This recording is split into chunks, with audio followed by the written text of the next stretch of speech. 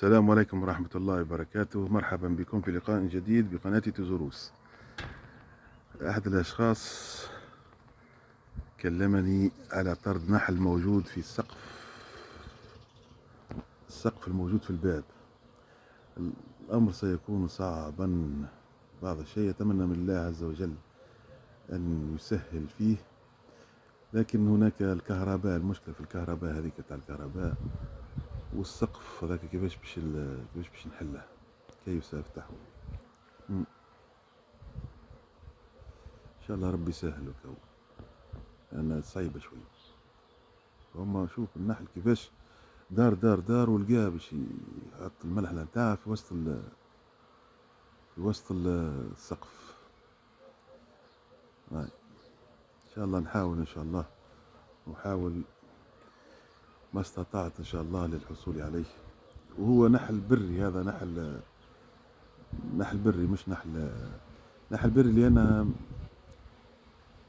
في المنطقة هذه ما فيش نحالة اول شيء، وثاني شيء هو صعب بعض الشيء النحل هذا. اول ما اقتربت ديريكت قرصوني.